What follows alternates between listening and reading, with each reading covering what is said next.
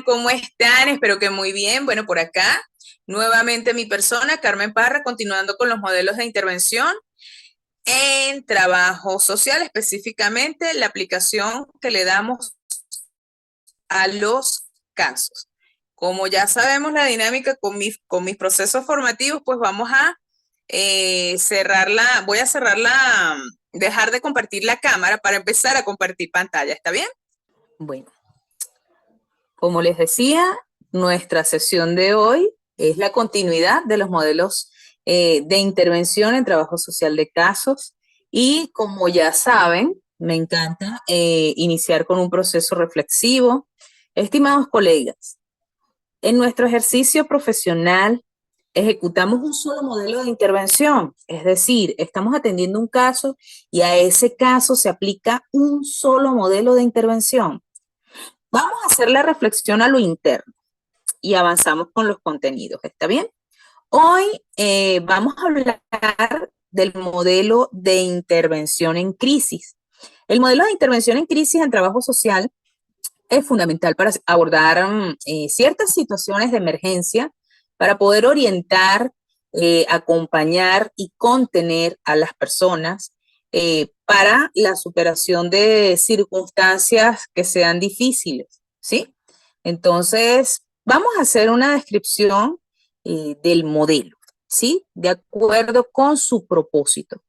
El propósito de este modelo es ofrecer terapias breves de intervención a personas, familias o grupos que se encuentran en un momento de crisis.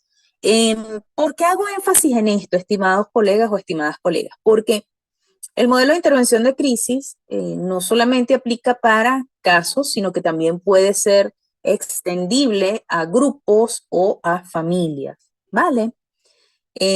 Pretende acompañar a las personas para la superación de sus problemas y para la recuperación de su equilibrio emocional. ¿Cuáles son las características de este modelo? Bueno, tenemos la respuesta inmediata, es decir, el trabajador social responde de manera rápida y efectiva ante la crisis. Cuando vemos un caso, en una situación de crisis, nosotros no podemos quedarnos aletargados, esperando a que, bueno, en algún momento se le dé respuesta. La persona, si estamos ante una persona, por ejemplo, con ideas suicidas, si usted no actúa a tiempo, la persona puede actuar, ¿sí? Y allí es donde tenemos que acudir al equipo multidisciplinario, ¿sí? Porque como trabajadores sociales, pues tenemos, por supuesto, la potestad, tenemos la capacidad de brindar primeros auxilios psicológicos, ciertas contenciones, pero es importante que cuando veamos casos muy, muy fuertes, pues tengamos el apoyo psicoterapéutico. Y en este sentido, pues, cuando abordamos intervenciones en crisis, generalmente lo hacemos acompañados con otros profesionales. No significa que no podamos hacer ciertas intervenciones, pero también en otras ocasiones pues es necesario el acompañamiento de otro profesional. Esa es una de las características, respuesta inmediata, consejo breve. Se ofrece un asesoramiento y una orientación en un periodo corto de tiempo. Un enfoque práctico. ¿Por qué? Porque se centra en estrategias concretas para resolver la crisis, ¿vale? Y este modelo consiste en el apoyo que se brinda al usuario, al cliente o al paciente con la finalidad de orientarle al momento de atravesar una situación traumática para minimizar el malestar por el que está atravesando, promoviendo pues su desarrollo y el fortalecimiento de sus capacidades para su crecimiento personal, para su estabilidad emocional, ¿vale? Voy a presentar este modelo de acuerdo a diversos autores. Como pueden ver en la lámina, aquí tengo un autor que es Howard Parat, y fue uno de los primeros trabajadores sociales teóricos que propuso el uso de este enfoque de intervención en crisis en el ejercicio profesional del trabajo social. Parat construyó un marco teórico que brindaba o basado en la psicología del yo, ¿sí? Como una herramienta adicional para el trabajador social, que pues, como bien sabemos, trabajamos a diario con diferentes tipos de situaciones de crisis. El autor señalaba ser partidario de la intervención en crisis, formulando que la posición del trabajador social, dentro de un caso con estas características, pues tiene las siguientes particularidades, que son las que vemos en la lámina, ¿no? La de participante implicado, la de observador y la de agente de cambio, ¿sí? Entonces, nuestra función, de acuerdo con el autor, es participar activamente, pero también observar cómo es el desenvolvimiento del paciente al momento de la intervención. Y por supuesto, con base en lo que estamos observando, ser agentes de cambio, ser agentes transformadores, ¿vale? Por supuesto, la actividad del trabajador social sí debía o debe desarrollarse en dos frentes. La primera, la formulación de un diagnóstico, ¿verdad?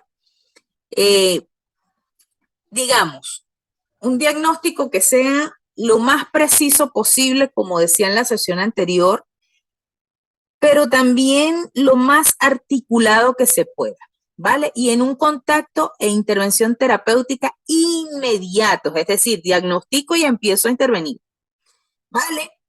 La utilización de diferentes técnicas de apoyo, como la aclaración en el mismo momento, así como, pues, lo que vemos acá, la utilización de las ayudas y recursos del entorno dentro de un contexto de una relación empática con el caso, ¿sí? Estos son los elementos básicos de la intervención que propone inicialmente Parat, es decir, formulamos el diagnóstico y empezamos con el contacto y la intervención terapéutica de inmediato. Esa es una de las visiones de este modelo de intervención. Vamos a ver otra de acuerdo con otro autor, que es Lidia Rapoport. La autora manifiesta que este proceso de intervención tendría dos niveles.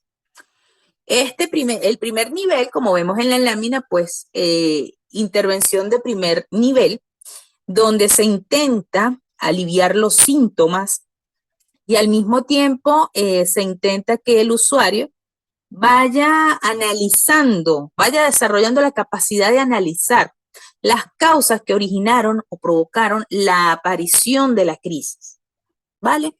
La segunda o el segundo nivel tiene que ver con la intervención, pues, de segundo nivel, valga la redundancia, donde el profesional de trabajo social debe intentar que el usuario, que el cliente, que el paciente desarrolle la capacidad de comprender la relación entre la crisis actual y otras crisis que hayan sucedido, otras crisis anteriores, introduciendo al cliente en nuevas formas de pensamiento, en nuevas formas de hacer frente a las problemáticas. Rapoport indica que el tratamiento de la crisis se encuentra orientado en el aquí y en el ahora. Lo que está resaltadito allí en la lámina en azul. Aquí, ahora. ¿Qué vamos a hacer en este momento? ¿Vale? La limitación temporal de la intervención se convierte en otro de los elementos claves de este modelo de intervención, porque estamos hablando de límites de tiempo reducidos, ¿sí? Entonces, ella señala aspectos beneficiosos en este planteamiento que también viene de la teoría conductista o del modelo conductista, como son el impulso hacia la resolución del problema y el impulso hacia la evitación de las regresiones, ¿sí? Digamos, lo que viene siendo como una recaída, ¿sí? Eh, Vamos a orientar al usuario a motivarlo, pues, a que se consiga la respuesta a la crisis actual y evitar la recaída. De forma breve, o a modo de resumen, Rapoport destaca Los siguientes principios que se los coloqué allí en la lámina, perdónenme si se ve muy cargada, pero necesitaba tenerlos todos allí para estar lo más precisados posible, ¿no? Y estos principios y estas técnicas de las que hace uso el método de intervención en crisis son las siguientes, las que vemos aquí. La primera, pues el enfoque más activo, directo y autoritario. ¿Por qué? Porque establezco límites de tiempo. El límite temporal de la actuación es importante para impulsar al individuo en la resolución del problema. Es decir, vamos, te saco de la crisis y vamos dando respuesta a las problemáticas. Vamos identificando qué causó la crisis y vamos trabajando en función de ello.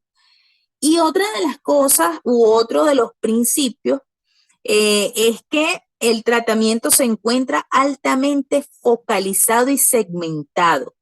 Los problemas a trabajar se encuentran divididos. O sea, aquí no es que voy a trabajar todo a la vez, no. Primero una cosa, luego la otra, primero lo más urgente e importante y luego seguimos con lo demás. Es necesario que se trabaje por segmentos para ir avanzando y para que el paciente, el usuario, el cliente tenga una evolución favorable.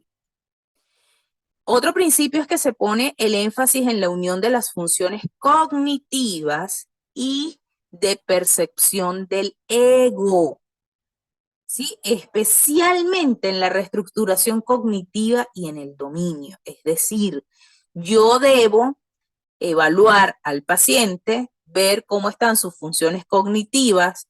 Por supuesto, si veo algunas dificultades, apoyarme con un psicólogo, porque vuelvo y repito, nosotros no somos psicólogos, somos trabajadores sociales y tenemos una formación que nos permite identificar rasgos y a partir de allí poder hacer la intervención. Y cómo se percibe la persona también es necesario para poder hacer un proceso de reestructuración, un proceso de rehabilitación, un proceso de tratamiento.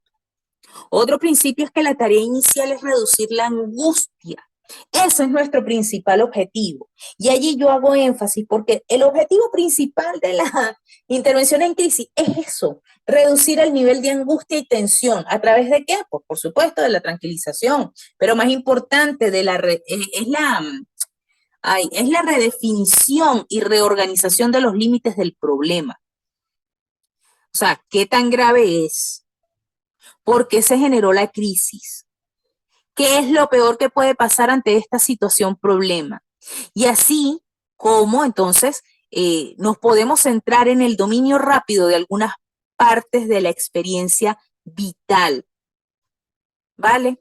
Otro principio es que se da una restauración de las antiguas defensas que previamente funcionaban de forma adaptada y adecuada, es decir, que le funcionaba a la persona. Es muy parecida este principio al modelo que hablaba en la sesión anterior de resolución de problemas. Bueno, muy parecido el modelo, pero acá pues vamos a ver qué cosas sirven como mecanismos de defensa para dar respuesta a esta situación de crisis y qué le ha funcionado.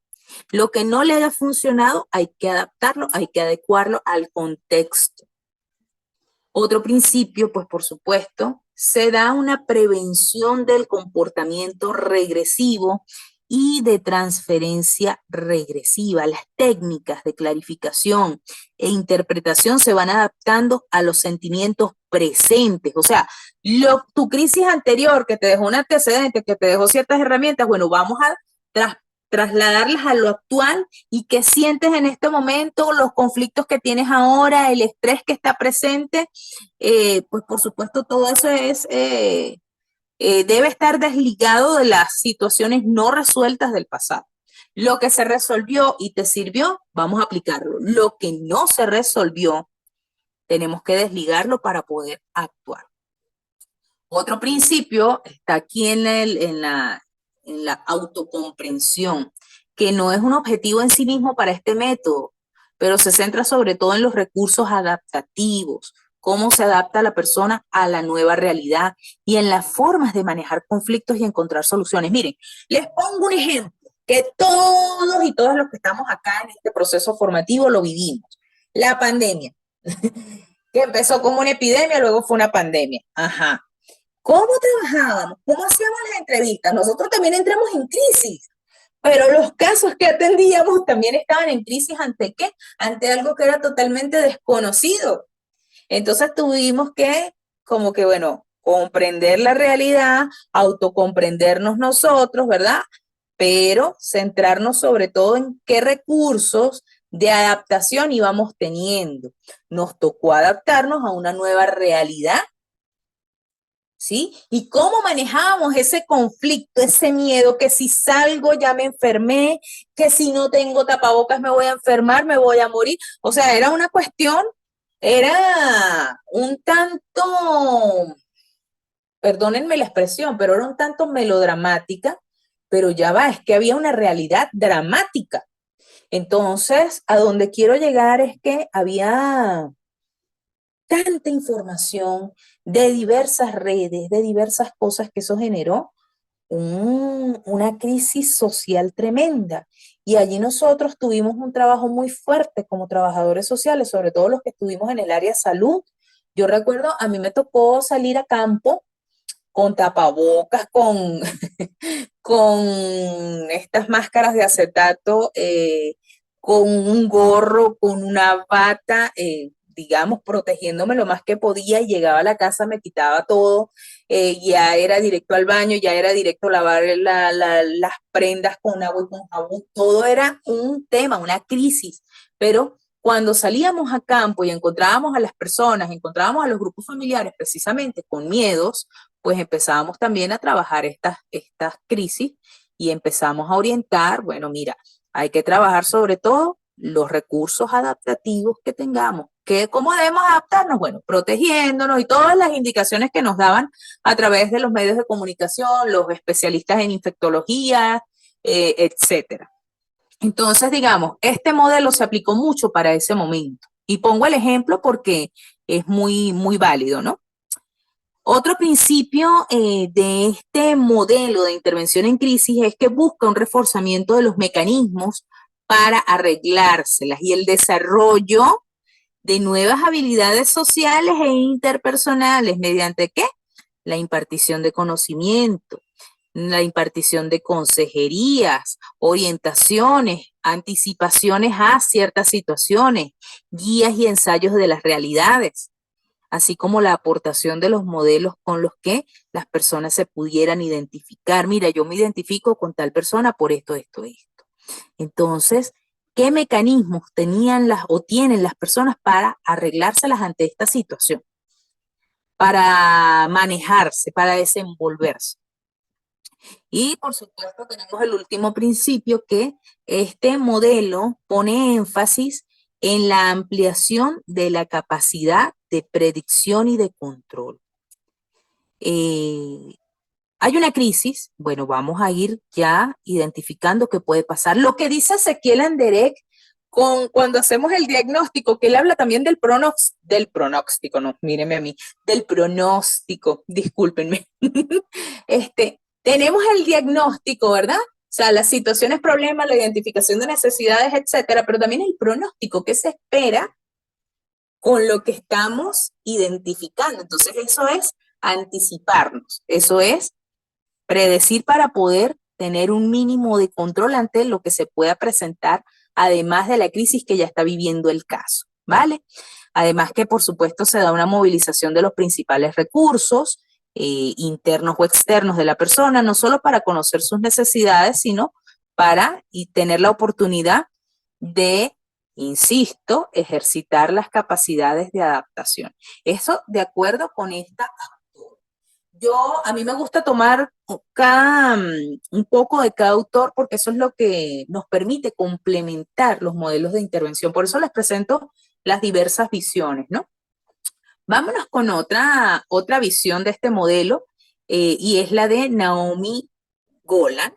Y el modelo que propone, al igual que ya señalara Rapoport, es que destaca la singularidad de no discriminar claramente los pasos que guían el proceso básico y clásico del trabajo social. En el modelo que diseña Golan, solo se distinguen las tres fases que vemos aquí en la lámina. formulación, desarrollo y finalización. O sea, se formula la estrategia, se va desarrollando y se culmina. Y sugiere la enorme flexibilidad espacio-temporal a las que están sometidas. Golan, digamos, propone el ejemplo de que las fases pueden darse en tan solo 3 horas de entrevista o pueden ser espaciadas a lo largo de varios meses. Ella no pone tanto límite con el tiempo. Y la división se basa en la naturaleza de la interacción entre el usuario y el trabajador social. La fase inicial es la fase de la formulación, en la cual se concentra la atención en el aquí y en el ahora y se establece el contacto determinando si se trata de una crisis o no. Se busca que los usuarios expresen sus respuestas emocionales y se descubre y determina cuál es el estado actual de la situación. Digamos, qué tipo de situaciones, cuáles son los efectos que se han generado, cuál es cuáles han sido las perturbaciones que se han generado por la crisis, ¿vale?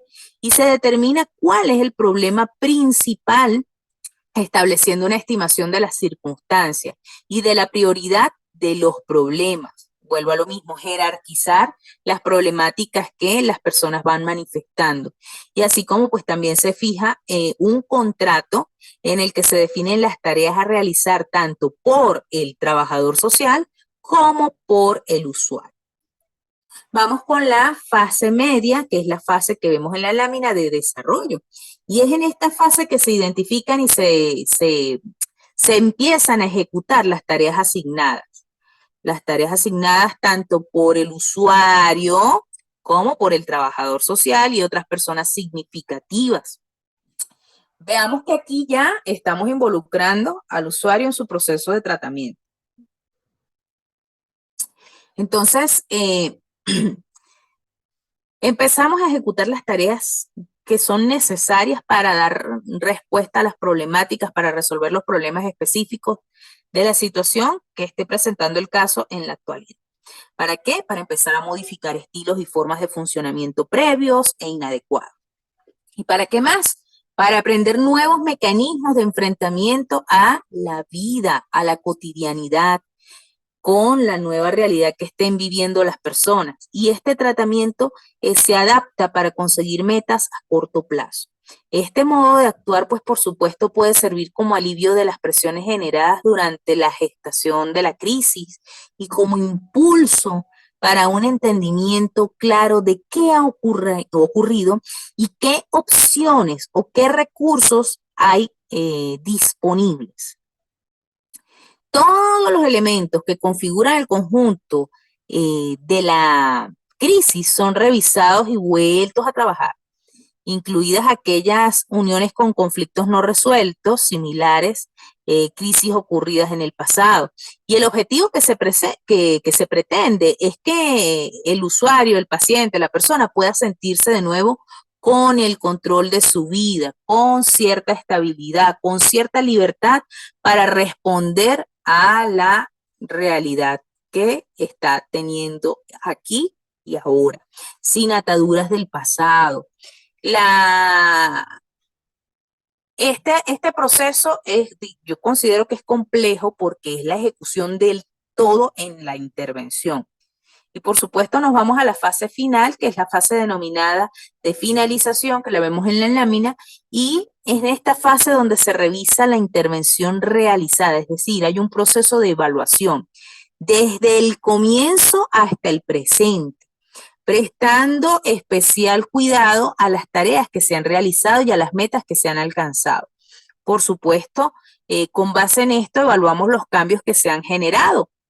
Digamos, si han habido nuevos lazos de amistad con personas que vienen siendo para nosotros recursos externos, nuevas formas de enfrentamiento de la vida aprendidas, formas aprendidas, pues. Y en esta fase se planifica igualmente el futuro más cercano en el que el usuario, el cliente, pues, empieza a encontrarse consigo mismo. ¿Por qué? Porque cuando la persona está en una situación de crisis se olvida de sí mismo y se enfoca, debido a la crisis, debido al estrés, debido a la ansiedad, se enfoca en eso, en la crisis y se olvida de sí. Entonces, este modelo, de acuerdo a Naomi Golan, es bastante interesante. Por eso les digo que genial es que complementemos estas visiones para nosotros poder hacer un abordaje bien completo cuando apliquemos este modelo de intervención. Vámonos entonces ahora con otro autor, o Hagan. Y bueno, digamos que hay diversas razones para elegir la teoría de sistemas como base teórica para el trabajo social de crisis, entre las que destaca el ser una base teórica familiar para que el trabajo social educativo y la idea de que algunos de sus conceptos claves se encuentren formulados en los modelos de la intervención en crisis. Esto lo plantea O'Hara. Para él, la teoría de los sistemas proporciona conceptos clave y marcos de referencia para esta intervención. Y también señala que la teoría de los sistemas proporciona conceptos y marcos que nos permiten entender, predecir y estar preparados para afrontar e intervenir ante estas situaciones de crisis. El usuario, el paciente, el cliente es considerado como una parte componente, así como otros individuos clave de un sistema social más amplio, así como es la familia, que es el primer nivel de interacción o de socialización que tiene el ser humano. La familia es, por supuesto, igualmente parte, componente de un sistema y a su vez más amplio que implica a amigos, parientes, vecinos, comunidad, profesionales que estén prestando el apoyo y a su vez este sistema es parte de un sistema mayor al que pues se va ampliando esta intervención. Este modelo busca entonces, ¿qué? Proporcionar un apoyo eh, inmediato y que sea efectivo para que las personas puedan enfrentar cualquier crisis o cualquier situación compleja y poder eh, recuperar su bienestar emocional, su estabilidad. Entonces les presenté estos autores para que vayamos nosotros como tejiendo la red de ver cómo podemos nosotros aplicar este modelo de intervención de acuerdo a estos autores y, y caramba, hacer una intervención lo más acertada posible porque, insisto, como lo he dicho en sesiones anteriores, estamos trabajando con vidas, no estamos trabajando con estadísticas, por supuesto. Nos piden estadísticas en nuestras instituciones, pero también nuestra ética profesional nos exige entender y comprender al ser humano desde la empatía, orientar desde la asertividad, eh, atender partiendo de, sobre todo, el derecho humano fundamental a la dignidad de la persona. Avanzamos pues con el modelo de intervención familiar. Este modelo, se los confieso, me encanta. Eh, bueno, usted dirá, bueno, pero a esta mujer todo le encanta, sí. Me apasiona el trabajo social, me lo disfruto y cada día me enamoro más de esta profesión. Pero bueno, aquí no venimos a hablar de eso, vamos a hablar del modelo de intervención familiar que se basa en una intervención tanto al sujeto, al individuo, ¿verdad? Como a su grupo familiar. ¿Partiendo de qué?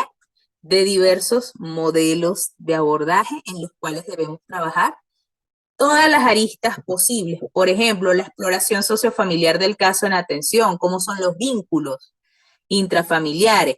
Yo me apoyo mucho con este modelo, con la herramienta del genograma familiar. Para mí, el genograma familiar es la radiografía del caso.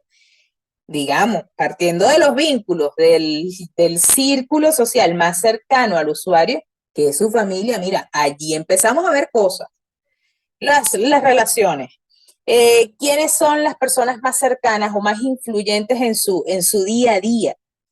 El genograma nos da para tanto, para tanto, para tanto. Yo lo hago en una hoja en blanco, de verdad. Después sí me pongo con el Genopro, que es el único, el único, ay, no sé cómo se le dice, discúlpenme, el único software, ¿será?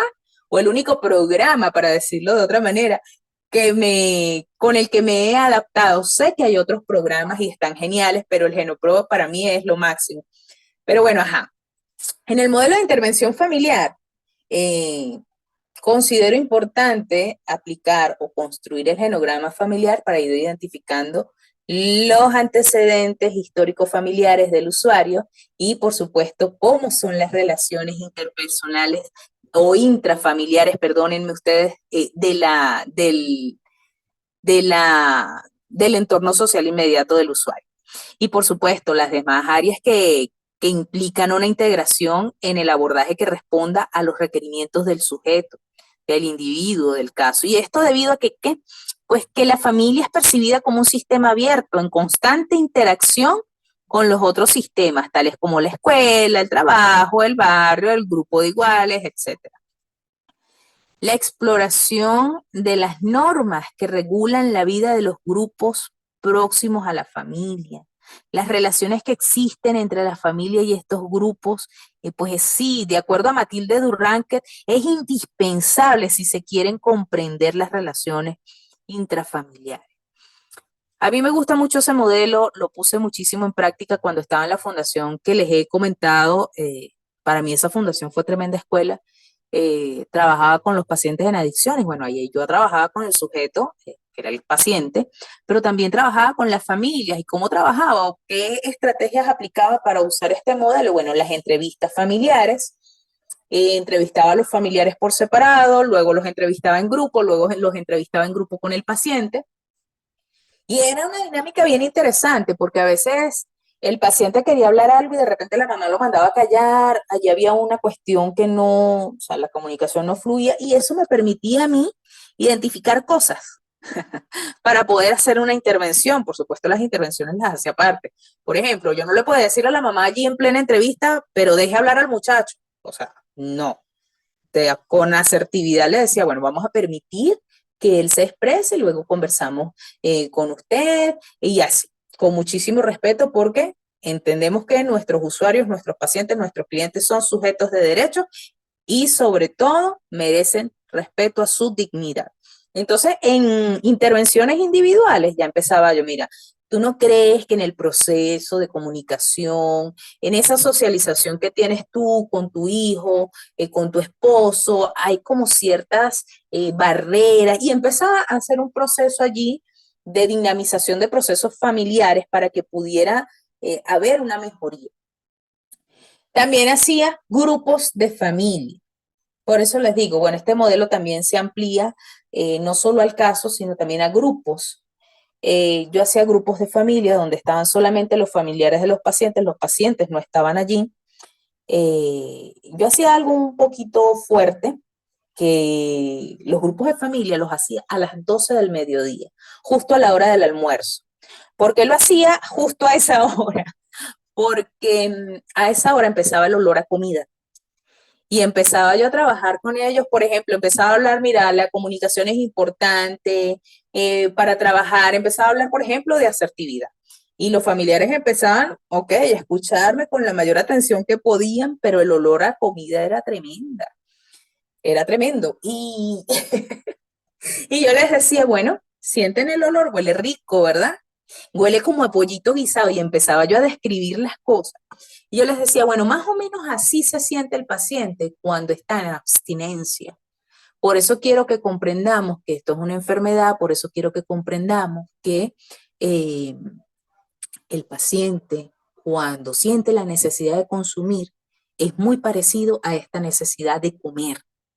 Entonces hacía un ejercicio de empatía con la familia y pues eso permitía que los familiares le bajaran un poco a la rabia que pudiesen sentir hacia su familiar que estaba enfermo, porque la adicción es una enfermedad que se tiene que tratar de por vida o que, bueno, no tiene cura. O sea, una persona, ustedes dirán, bueno, pero es que hay personas que se han rehabilitado. Sí, hay personas que se han rehabilitado y que más nunca consumieron, pero saben que si llegan a probar un poquito de la droga, ese poquito le va a llevar a la recaída. Entonces las personas prefieren abstenerse de consumir porque saben que no pueden permitirse esa ese pequeño consumo porque los va a llevar a una caída estrepitosa. Entonces, hacía grupos de familia con estos ejemplos y hacía grupos multifamiliares. Y ustedes dirán, bueno, pero no es lo mismo que la familia que los grupos multifamiliares. No, los grupos familiares, los multifamiliares, perdónenme, los trabajaba con los familiares y con los pacientes. Entonces allí se trabajaba más en función del fortalecimiento de vínculos. ¿Qué herramientas le servía a tal grupo familiar para este otro grupo familiar para fortalecer la relación entre el paciente y su entorno? Entonces, allí se da una dinámica más de compartir. Yo lo hacía, yo me llevaba a los pacientes para un parque que tenía cerca. Los que viven aquí en Caracas, los colegas que viven aquí en Caracas, pues conocerán el Parque del Oeste. Yo me los llevaba para allá con la familia y entonces hacíamos la actividad y después, bueno, chao, cada quien para su casa, pero yo me iba al centro de rehabilitación que me quedaba cerca, me iba caminando y resulta que los pacientes se quedaban con sus familiares, con las esposas, empezaba ese proceso como de recreación y de compartir. Era un momento diferente que los pacientes empezaban a tener. Entonces, fíjense qué interesante cómo podemos, con este modelo de intervención familiar, cómo podemos nosotros fortalecer vínculos y fortalecer al individuo, que es nuestro objetivo principal. Entonces, pues sí, este modelo es muy bueno. A mí me ha funcionado. Y fíjense que los últimos modelos que les he presentado tienen mucha relación con la teoría de los sistemas. ¿Qué tal? Por eso les digo, ¿no? Y bueno, muchos de ustedes lo sabrán, los modelos son mini teorías, ya lo había mencionado en una ocasión, se sustentan con base en teorías para poder hacer las intervenciones y que nos puedan servir de guía para poder hacer los abordajes, ¿sí? Entonces, bueno, los voy a ir leyendo en el chat a ver qué les pareció este modelo de intervención familiar. Vámonos con otro, el modelo centrado en la tarea. Este modelo, pues también me encanta y consiste en la asignación de actividades puntuales al caso, ¿sí? En corto plazo, a mediano plazo, de acuerdo con los objetivos que se van estableciendo en el proceso de atención, donde, bueno, se delegan responsabilidades al sujeto, al usuario, al paciente. ¿Para qué? Bueno, para que vaya fortaleciendo su capacidad de respuesta ante las situaciones que se le han presentado o que se le van presentando. Entonces, se delimitan, sí, las problemáticas, se establecen objetivos, se establecen límites de tiempo, así como nosotros cuando estábamos en primaria, en secundaria, que nos mandaban las tareas, pero con ciertos límites de tiempo. Por ejemplo, decían, para tal fecha tienes que entregar tal tarea. Bueno, así mismo sucede con este modelo de intervención centrado en la tarea. Hay límites de tiempo. Hay tareas que decírselas con claridad al usuario, porque tampoco podemos decir, bueno, tienes que hacer esto, pero no lo explicas. Tienes que explicarse. Y tiene que haber, señores, señores, estimados colegas, pues un contrato. ¿Vale? Entonces, ¿cuáles son los elementos básicos de este modelo? Bueno, como les decía, esta delimitación del problema, los objetivos, límite temporal, tareas que tienen que hacer, contrato. Contrato. Vamos a hablar, a mí me gusta mucho Durranket y esta autora, Matilde Durranket, presenta unas fases y unos pasos, de acuerdo a dos autores que ella cita. Las fases que presenta Reid son la fase inicial, la fase intermedia y la fase de finalización, ¿verdad? Las que vemos aquí en la lámina, a su izquierda debe estar. La primera fase, que es la inicial, se centra en la explicación de roles, de objetivos, digamos, los procedimientos propios del tratamiento, además, por supuesto, de la delimitación temporal que se establece entre 6 y 12 sesiones. Y también está, digamos, la identificación de situaciones problemas, donde el autor, donde el paciente va y el trabajador social evalúan cuáles son estas situaciones, evalúan cómo son, cómo se van dando estas situaciones problemas. Además, vamos jerarquizando estas situaciones y vamos delimitando los objetivos en torno a la respuesta a cada situación que se van identificando.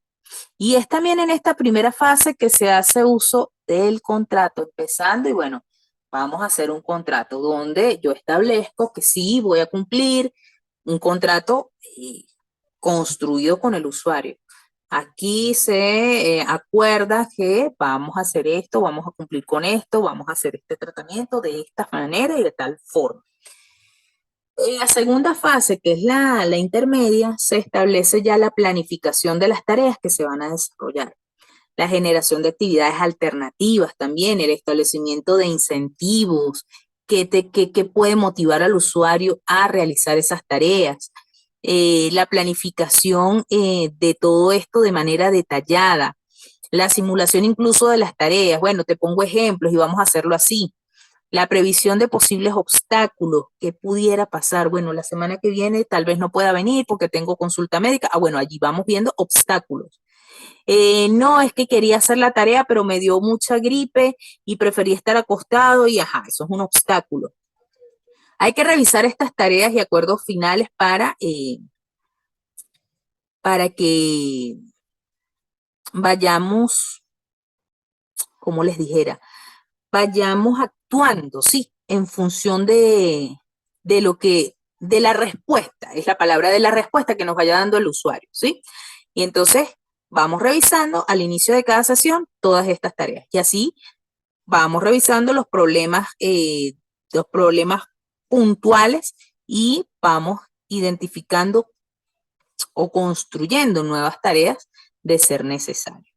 Yo usaba mucho, voy a poner un ejemplo, en esta misma fundación, este modelo también, eh, y ya estoy respondiendo a la pregunta que hice al inicio, pero yo usaba mucho también este modelo con los usuarios porque les mandaba tareas.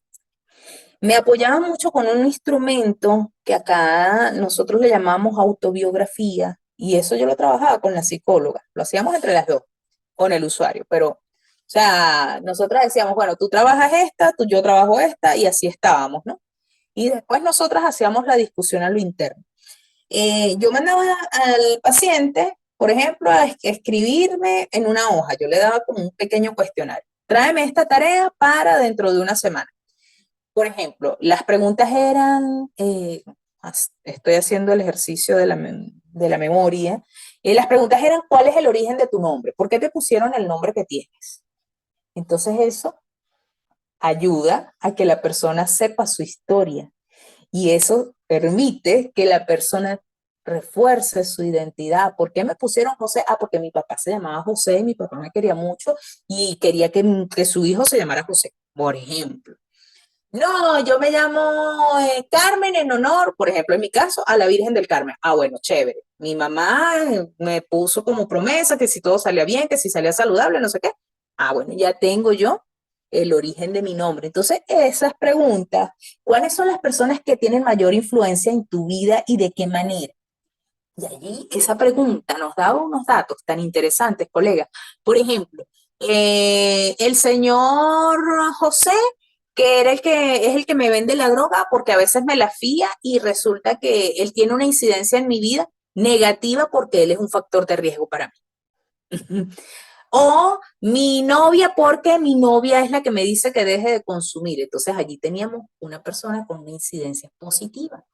Mientras que el señor José tenía una incidencia negativa, la novia tenía la incidencia positiva. Estoy poniendo ejemplos, ¿no? Y entonces así, estas preguntas tan básicas para algunas personas, pero para nosotros era tan clave que ellos respondieran estas cosas porque nos servían de apoyo. Por ejemplo, ya yo veía que la novia era una aliada, entonces la novia también era invitada a los grupos de familia, a las actividades multifamiliares. Y allí la novia iba adquiriendo herramientas también para poder hacer intervenciones puntuales cuando la persona, por ejemplo, tenía la necesidad de consumir. Bueno, estaba la novia allí, ya tenía ciertas herramientas, bueno, te voy a escuchar, vamos a conversar de otra cosa, vamos a hacer esto. Empezaba como un proceso allí de crecimiento mutuo.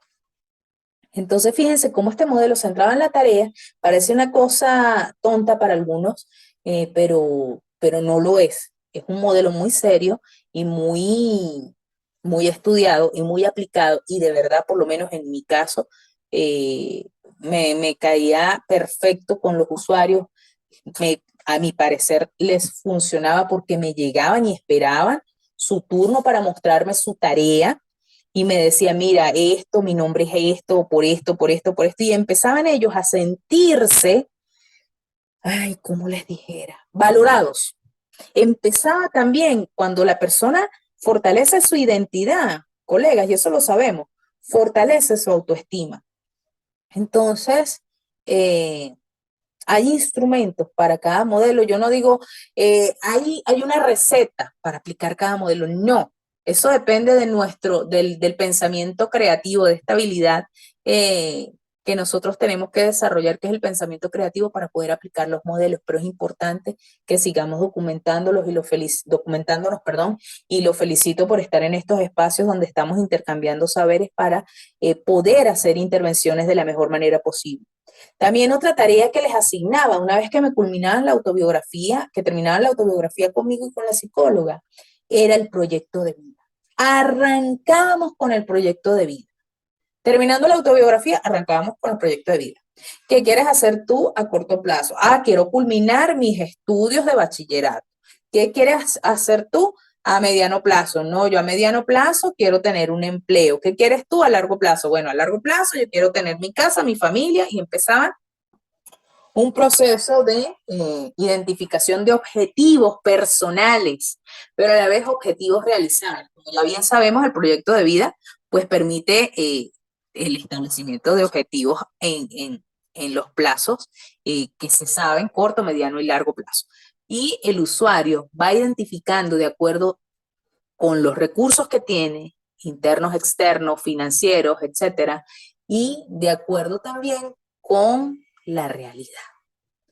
O sea, una persona no te puede decir, mira, yo quiero ser astronauta a corto plazo, por ejemplo, si no tiene el bachillerato culminado. Entonces, bueno, empezábamos también nosotros en ese proceso de acompañamiento.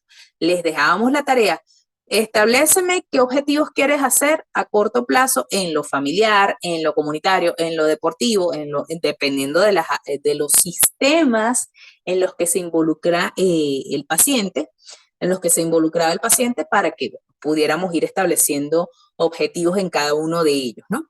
Entonces esas tareas las iban llevando y las iban presentando y eso permitía también tener la mente ocupada. Les permitía a los pacientes tener la mente ocupada. O sea, este modelo centrado en la tarea de verdad también vale la pena. Hablemos de la tercera fase, porque siento que me he quedado enganchada con los ejemplos. La tercera fase que plantea este autor es enfocarse en la finalización de la tarea, la revisión del problema identificado y además la revisión de las aptitudes o las capacidades que ha desarrollado el usuario en la solución de sus conflictos identificados y, por supuesto, la construcción y revisión de planes a futuro por parte del usuario. Vámonos ahora con el otro autor que cita Durkheim y es Epstein. En vez de hablar de fases, este autor habla de pasos identificados, bueno, como primer paso, segundo paso, tercer paso y cuarto paso. Siendo el primer paso el que se enfoca en la identificación del problema, que debe ser descrito y definido por el usuario, cuáles son sus prioridades que se delimitan, y la remisión al origen de estas prioridades. Además, por supuesto, de la evaluación inicial que debemos realizar, que tiene que ser de manera precisa. El segundo paso es digamos, es en el segundo paso, de acuerdo con este autor, que se establece el contrato y se enfoca en la definición de los objetivos específicos que tiene el usuario y que deben ser aceptados por el profesional. Es decir, una vez más, el usuario es el que se hace partícipe de su proceso de recuperación. Además de esto, las tareas que se le establecen al usuario y las tareas que se pone el trabajador social, es que se establece la delimitación temporal. O sea, en este segundo paso se establece también la intervención, perdónenme, el tiempo, la temporalidad de la intervención a realizar y se programan las entrevistas, se programan entonces también las intervenciones. Se construye allí pues el plan de acción. El tercer paso planteado por el autor establece que la solución de las situaciones problema y la ejecución de las tareas y minimización del problema se debe centrar en definir y especificar cuál es el problema central.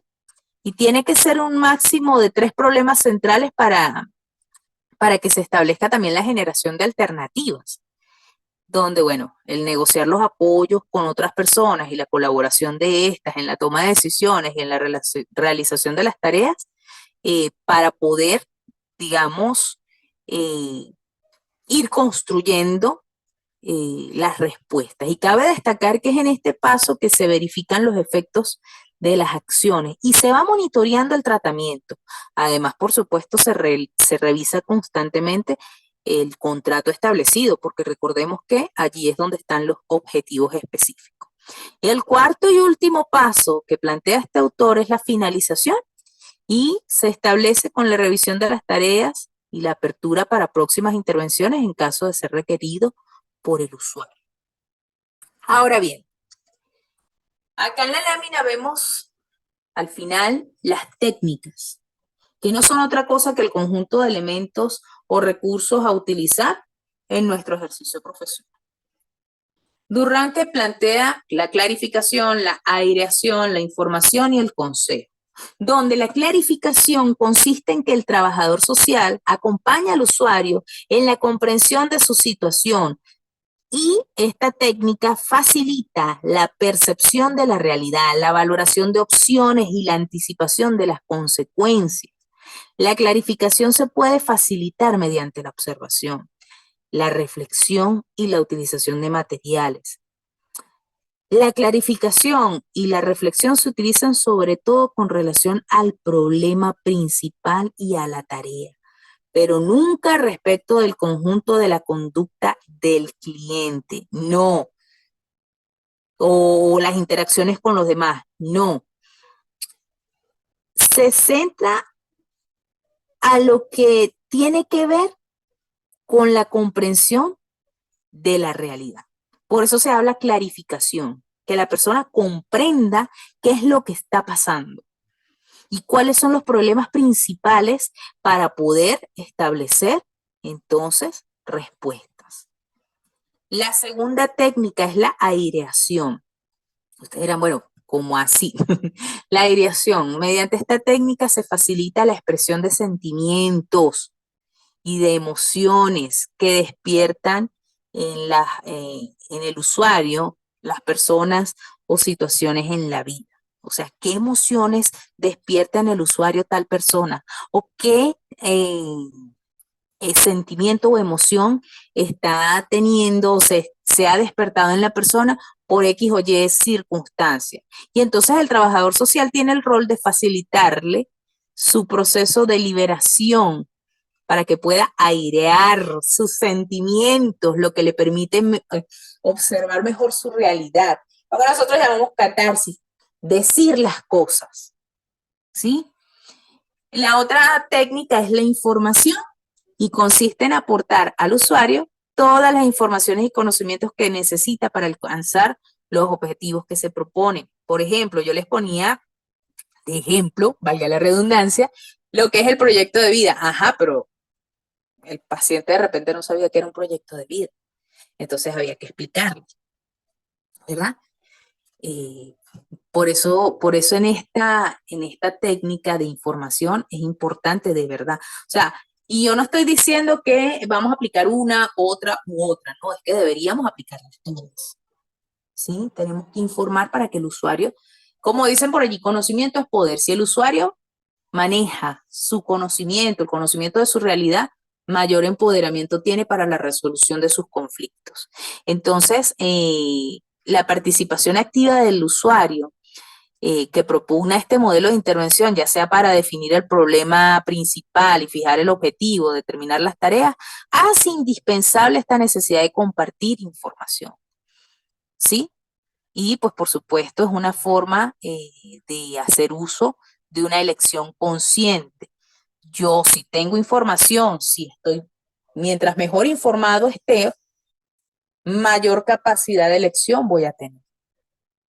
Vámonos con la técnica del consejo. Esta técnica hace referencia a aquella serie de recomendaciones y de sugerencias que el trabajador social da al usuario sobre las diferentes actividades que comporta la tarea emprendida. Es decir, la técnica se emplea solo para ayudar al cliente a ejecutar la tarea y alcanzar su objetivo, evitando un abrumador número de consejos que te digo esto, no, o una ausencia de consejos tampoco.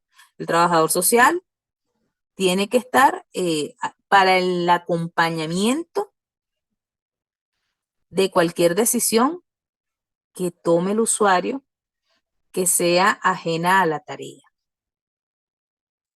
Tenemos también otras técnicas que no las puse en la lámina, pero bueno, una es el acompañamiento y la alianza. El acompañamiento es una técnica que se debe utilizar a lo largo de todo el proceso. Yo diría que no solamente en este modelo de intervención, sino que en todos los modelos de intervención, y descansa sobre el reconocimiento del cliente, del usuario, del paciente, de su valor y de su dignidad.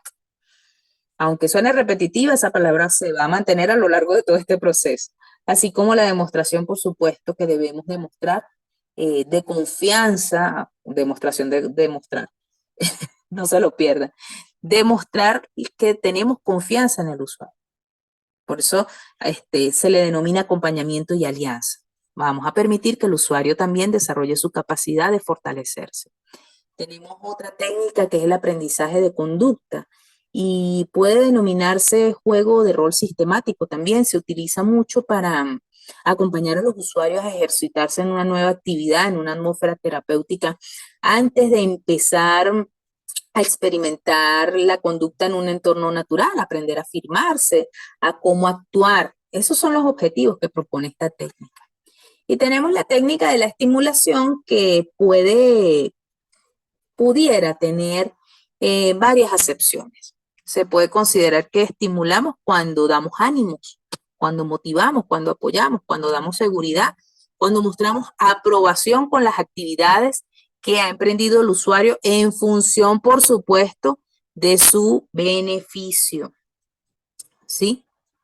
Entonces, este modelo no se enfoca en acciones concretas, pues, que permiten abordar dificultades eh, e ir superando, pues, problemáticas. Este modelo centrado en la tarea busca empoderar a los usuarios para que identifiquen sus situaciones problema y participen activamente en la búsqueda de soluciones, donde, pues, por supuesto, se movilizan sus recursos personales y sus recursos sociales. Entonces, pues no me queda más que decirles que en todo el mundo no hay nadie exactamente como yo, aunque hay personas que tienen partes que se parecen a mí. Por lo tanto, todo lo que sale de mí es auténticamente mío porque yo lo elegí. ¿Adivinen de quién es esta frase? Pues de nuestra querida colega terapeuta familiar Virginia Satir. Cada ser humano es distinto, cada ser humano tiene sus particularidades y en función de eso nosotros debemos construir un diagnóstico, como he dicho desde el principio, ajustado a la realidad, y con base en este diagnóstico empezamos a desarrollar o a aplicar, mejor dicho, los modelos de intervención que vamos a ejecutar. Volvamos un momentito a la pregunta inicial, que era si en nuestro ejercicio profesional ejecutamos un solo modelo de intervención. ¿Cuál es la respuesta? No, no. En nuestro ejercicio profesional debemos apropiarnos, empoderarnos, con todos los modelos de intervención posibles en función del bienestar de nuestro usuario, de nuestro caso, de nuestro paciente, basándonos, por supuesto, en nuestra ética profesional, con base en nuestro compromiso, ¿verdad? Porque nosotros cuando nos graduamos hicimos un juramento. Nosotros cuando decidimos ser licenciados o licenciadas en trabajo social, magíster, doctores en trabajo social, TSU, técnicos superiores universitarios en trabajo social, nosotros juramos, ¿verdad? Cumplir con toda la ética profesional en función del bienestar de nuestros usuarios. Y sigo insistiendo con eso, partiendo siempre de un enfoque de derechos humanos. Entonces, la respuesta ya está dada. Nos vemos en el próximo encuentro, en la próxima sesión. Que la pasen excelente y bueno, los estaré leyendo por el chat. Un fuerte abrazo.